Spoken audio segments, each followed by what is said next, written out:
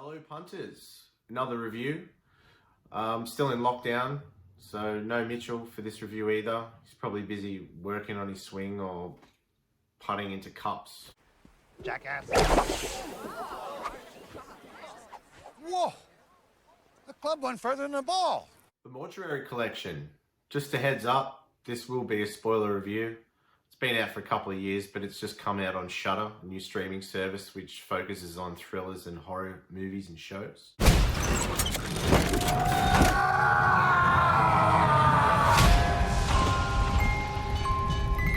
This poor soul's journey has come to an end. From dust we started, to dust we return. Every corpse tells a story. It is our task to listen. So these are all stories about how people died. Some tales even I find too unsettling to recount. Ryan Spindle directs this movie. He recently directed The Babysitter Murders a few years ago, pretty much the same genre, and one of the characters from that movie is in this movie as well. The movie kicks off with a young paperboy riding through a town called Ravensend. He's in a bit of a rush. The town has a fog over it, giving it this really eerie feel. The boy gets to a house that he notices has months of papers piled out at the front. So out of curiosity, he makes his way up to the front door. This is where we meet the mortician, who also goes by Montgomery Dark. He's the mortician of the town, who quickly scares the kid away, calling him Creepo on his way out. Montgomery Dark is played by Clancy Brown. You might also recognize him out of Shawshank Redemption. He plays Captain Hadler, that real asshole prison guard. Mr. Hadley, do you trust your wife? Oh, that's funny. You're gonna look funnier sucking my dick with no teeth. He also is in Highlander. He plays the Kurgan, who's the main bad guy. Great movies. If you haven't seen them, check them out. The Highlander! Where is he? You're too late. I've prepared him for you. You waste your time! Not sure how many of you are aware of this, but Clancy Brown has a huge list of voice acting when it comes to animations, movies, and video games. Next, a drifter by the name of Sam visits the mortician in an attempt to find some work.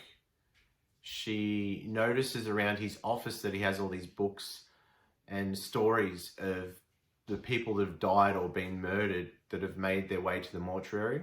Sam then convinces Montgomery Dark to go into detail on one of the stories. The first of 4 stories, it's just a very sweet story with a woman locked in a bathroom who comes across a monster in the cupboard, and yeah, it makes easy work of her and actually sucks her in the cupboard front ways. So that was mildly disturbing in itself. Afterwards, Sam is given the position for mortician's assistant. Montgomery then gives her a tour around the mortuary where they slip into the second story. The second story begins with a character named Jake who's wrapping up a tour at Ravenend College. There's mostly females in the group. He decides to do this really creeper demonstration with a condom and a banana, and then offers them all condoms and lets them know that he's having a party at his frat house later on tonight if they'd like to come. Later, Jake bumps into a young student by the name of Sandra, who he invites to his party. She seems a bit standoffish, but ends up going to the party. Anyway, leading up to the party itself, Jake is doing bicep curls. He just seems to be one of those stereotypical self-obsessed man whores.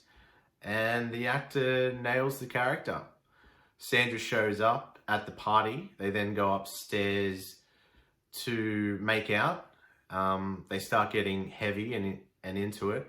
That's when she gives him a condom saying, "You'll need this," and to run the demonstration from earlier on. Then during mid-coitus, Jake asks for Sandra to turn around so he can ditch the condom that he's meant to be wearing. Anyway, the movie skips forward to the early morning where they've been up all night shagging. Hours later, Jake is in the shower getting ready for class, and he notices some strange things on his genital area. He then starts to panic and goes to see a doctor. The doctor then finds out, strangely enough, he's pregnant, and he goes home and rings Sandra to try and get a hold of her to meet up with her. On the way down, and he looks like he's about 9 months pregnant, 8 months pregnant, coming down the stairs, he's stopped by his fraternity mates where they start this ritual where he's slept with 67 women. Anyway, so he ends up on a chair above this group of guys, and his water breaks, covering them in this white creamy goo. I'm just assuming that he's basically skeeted on them. Anyway, he leaves and gets to Sandra's house to be met at the door by her parents. The parents aren't fazed. It's like they've been through this before. They set up this contraption for him to lay back, and Sandra kind of sticks her head in to see what's going on. And yeah, leading up to this particular bit, everyone would start wondering, how's this baby coming out? Well, it comes out healthy, but when the baby's coming out, his penis explodes, and you don't actually see the explosion itself, but you see the splatter on the wall, and it was disturbing, and yes, it was a massive what the fuck moment. Jake dies from giving birth to, you can't really see the baby, but the parents take it upstairs into a bedroom and pop it down into the crib. And as they're walking out, you see all these other cribs, and you see this kind of monster hand sticking up where obviously Sandra's been getting around and impregnating all these men that have gone missing and bring them home to mummy and daddy. Quickly after the second story, we go into the third story. This story hits home in a way. This whole theme of till death do us part. It's basically about a couple where the wife gets sick and the husband has to look after her. She's non-responsive. He knocks her off. She's not there. Lights are on. Nobody's at home. This is probably one of the stories that I found kind of boring, and it ended kind of weird where she's clearly dead and then comes back, and then they have this moment where they're making out, and she's got this face that looks very similar to that scene out of Beetlejuice where they have those like long noses and those weird eyes. And that leads on to Sam and Montgomery in the furnace room where Sam exposes herself, a nice twist to the movie, where she stops the coffin from going into the furnace so she could get a souvenir, which just happens to be a tooth. And Montgomery Dark seems very interested, and that leads into the fourth story where Sam is made out to be a babysitter. She's not. She's this loony that escaped from asylum, and she mutilates kids. You know, why not? Exploding dicks, mutilating kids, you know, why not add that in? This then finishes and goes back to Montgomery Dark, and you start to realize that this process with Sam and Montgomery is the beginning of a journey where Montgomery Dark is no longer the storyteller and Sam's taking over. Montgomery Dark just walks out the front and explodes while Sam gets ripped apart by these spirits of the kids that she's killed over all these years. And the movie finishes with Sam talking to the kid at the very start of the movie where he gets up to leave and she's like, "You're not leaving." Overall, the movie was pretty decent. A couple of the stories were pretty strong.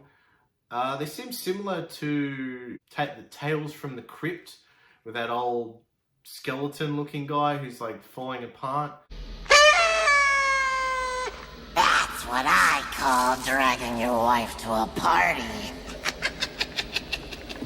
See you next time, boys and ghouls. I'd have to give it 3 out of 5 exploding dicks. There was a few shocking scenes in it. It was good for what it was. It ran for an hour and 12 minutes. It's not a bad movie. You could definitely tell there'd be mothers watching that birth scene where old mate's dick explodes and they're just sitting there going, yes, now you feel our pain.